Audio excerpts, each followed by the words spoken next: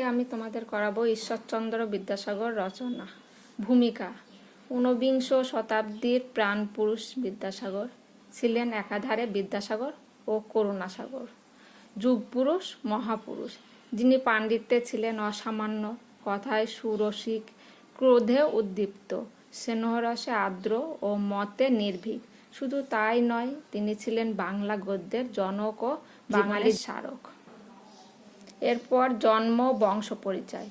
রত্নগর্ভা বঙ্গজননীর এই মানুষটির জন্ম 1820 খ্রিস্টাব্দে 26শে সেপ্টেম্বর মেদিনীপুর জেলার বীরসিংহ গ্রামে।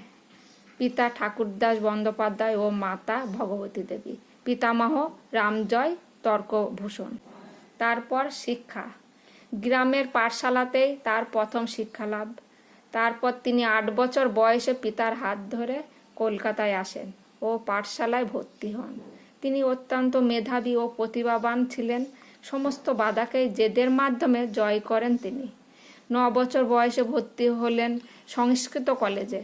দারিদ্র্য, লাঞ্ছনা, অভাব ও অনটন ছিল তার অঙ্গের ভূষণ, কিন্তু জ্ঞানের প্রতি তার ভালোবাসা ছিল ছেলেবেলা থেকেই। প্রতি পরীক্ষায় প্রথম স্থান অধিকার করে বৃত্তি পান তিনি। তারপর শুরু হয় কঠোর পরিশ্রম ও তপস্যা। অল্প দিনেই সাহিত্য, অলঙ্কার, সংস্কৃত, ব্যাকরণ, স্মৃতি প্রভৃতি বিষয়ে বিপুল জ্ঞান অর্জন করে 1824 খ্রিস্টাব্দে সংস্কৃত কলেজে থেকে বিদ্যাসাগর উপাধি লাভ করেন। কর্মজীবন। এরপর কর্মজীবনের পালা। 1841 খ্রিস্টাব্দে ফোর্ট উইলিয়াম কলেজে বাংলা বিভাগে হেড পণ্ডিত হিসাবে যোগ দেন। অল্প দিনেই সংস্কৃত কলেজে অধ্যক্ষ পদ লাভ করেন। তিনি সংস্কৃত কলেজের বাধার প্রাচীর ভেঙে দেন, জাতিগত ও বর্ণবৈষম্যগত দূর করে সকলের জন্য দ্বার উন্মুক্ত করে দিলেন। এই সময় তিনি কাঁধে নিলেন স্কুল পরিদর্শকের কাজ। তারপর প্রবেশ করলেন এক বৃহৎ কর্মজীবনে। শিক্ষা সংস্কার। শিক্ষা বিস্তারে তিনি বাঙালি জাতিকে অন্ধকার থেকে আলোয় আনেন। শুধু পুরুষ সমাজের জন্যই নয়, নারী শিক্ষার জন্যও রয়েছে তার আমরণ লড়াই। তারই প্রচেষ্টায় 35টি বিদ্যালয় প্রতিষ্ঠা পায়। কলকাতায় মেট্রোপলিটন কলেজ প্রতিষ্ঠা তার অন্যতম কীর্তি। শুধু স্কুল নয়, তিনি একাধিক পাঠ্যপুস্তকও রচনা করেন, যেমন বর্ণপরিচয়, বোধোদয় ও কথামালা।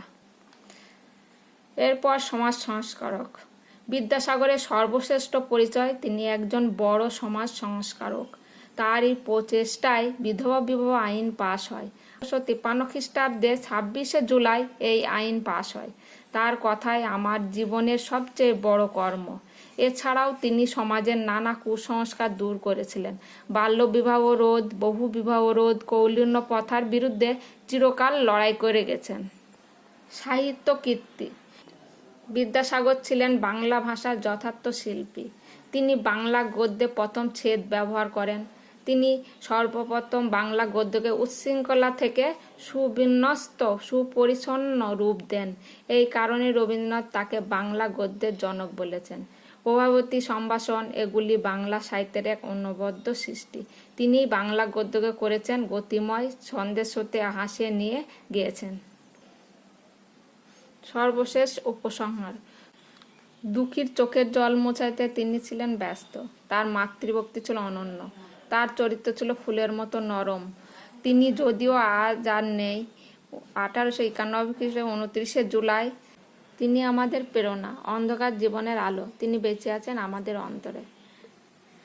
ভিডিওটা যদি ভালো লাগে তাহলে লাইক, শেয়ার অ্যান্ড সাবস্ক্রাইব করবেন।